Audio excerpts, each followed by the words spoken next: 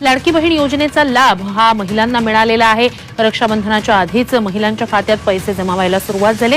गेल्या 24 तासात 80 लाख महिलांच्या बँक खात्यात पैसे जमा झाले। आता ज्यांचे आले नाहीत त्यांचे पैसे येणार, काही लोकांची स्क्रुटिनी बाकी असेल। हे पैसे कोणाचे आहेत?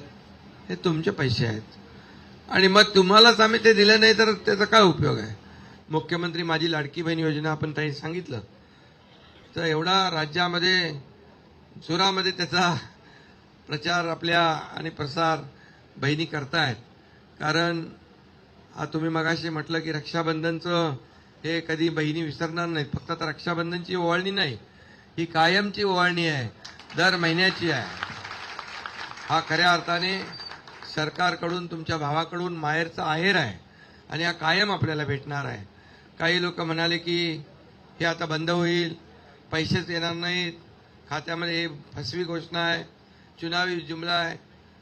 तुम्ही सांगा, या एकनाथ शिंदेने आयुष्यात कधी खोटं बोलला नाही आणि जे बोलणार तेच करणार आणि जे होणार तेच बोलणार आणि जे बोलणार ते करणार। त्यामुळे खात्यामध्ये पैसे आले, किती लोकांच्या खात्यात पैसे आले तुमच्या? आणि म्हणून जे लोक या योजनेमध्ये खोडा घालतात त्यांना बरोबर बहिणींनी जोडा दाखवला पाहिजे। हे सावत्र भाऊ आहेत, हे तुमच्या योजना बंद व्हावी म्हणून कोर्टात पण गेले, कोर्टाने त्यांना फटकारलं, बोले हे असं काही सरकारच्या योजनेच्या विरोधात आम्ही निर्णय नाही देऊ शकत। अरे तुम्हाला 1,500 म्हणाले, 1,500मध्ये आमच्या महिलांना विकत घेता का? भीक देता का? लाच देता का? तुम्ही सोन्याचा चमचा घेऊन तुम्ही जन्माला आलात। पैशाच्या राशीत लोळणाऱ्यांना 1,500ची किंमत काय करणार? माझ्या सर्वसामान्य भगिनींना बहिणींना 1,500 रुपये काय असतात ते माहीत आहे। मला माहीत आहे की मी देखील एक शेतकरी कुटुंबातून सामान्य परिवारातून आलोय। त्यामुळे घर खर्च चालवताना आपल्या आईला काय कसरत करायला लागायची, पत्नी काय कसरत करायची, हे आपण पाहिलेलं आहे। आणि म्हणून त्याचबरोबर मुख्यमंत्री लाडकी बहीण योजना काढली आपण, त्याच्याबरोबर लेक लाडकी केलं।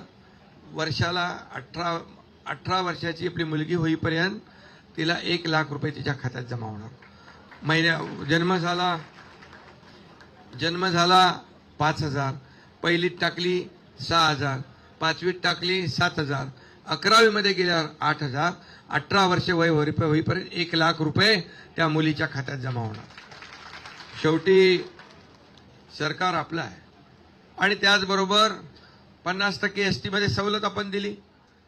महिलांना सक्षम करण्यासाठी बचत गटाचा रिव्हॉल्विंग फंड वाढवला। विरोधकांच्या पायाखालची वाळू सरकली। लाडक्या बहिणींची योजना सुरू झाली, खात्यामध्ये पैसे जमा होऊ लागले, तेव्हापासून त्यांची धडकी भरली आहे। आता बोले आपलं काय होणार, आणि मग खोटं नाटक सगळं करायला लागले। परंतु सगळ्या पूर्ण राज्यभर एक वेगळा माहोल तयार झालेला आहे। कारण शेवटी आम्ही बोलतो ते करतो, प्रिंटिंग मिस्टेक म्हणत नाही आम्ही। आश्वासन द्यायचं आणि नंतर सांगायचं पैसे नाही, असं आपण काम करत नाही। आणि म्हणूनच तुम्ही आज ज्या महिला भगिनी आहेत, या राज्यभरातल्या महिला भगिनींना फक्त आम्ही 1,500वर नाही थांबवणार, तुम्हाला लखपती झालेलं आम्हाला पाहायचं आहे।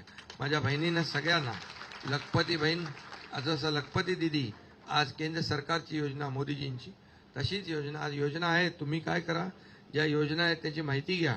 आपल्याकडे ही 1,500ची योजना तर आत्ता आहे, पण याच्या पूर्वीच्या योजना ज्या आहेत, या व्यवसायासाठी, फूड ट्रकसाठी, पोळी भाजी केंद्रासाठी, अनेक उद्योगासाठी या ठिकाणी मुख्यमंत्री स्वयंरोजगार योजना आहे।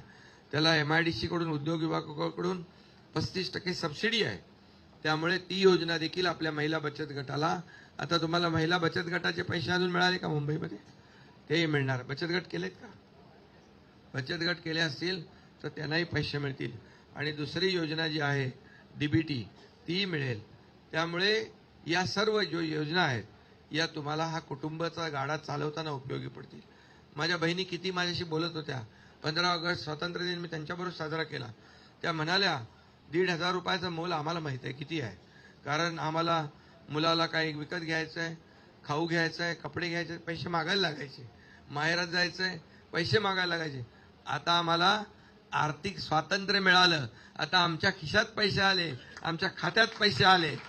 त्यामुळे आता महिलांचा देखील, माझ्या बहिणींचा पण कुटुंबामध्ये मान सन्मान वाढणार आहे, बरोबर ना? सगळे आता बोला, आता तुमच्या खात्यात पैसे आले तुम्हीच काढू शकता, दुसरं कोण काढू शकत. त्यामुळे तुम्हाला सगळ्यांना मनापासून मी खूप खूप धन्यवाद देतो आणि मी एवढंच सांगतो की कुठल्याही परिस्थितीमध्ये ही योजना बंद होणार नाही. ही योजना कायम चालू राहणार. कितीही लोक आले बंद करायला, बंद पाडायला प्रयत्न केला तरी सुद्धा या तुमच्या एकनाथ शिंदे नावाच्या भावाने योजना सुरू केली, ती कधी बंद होणार नाही.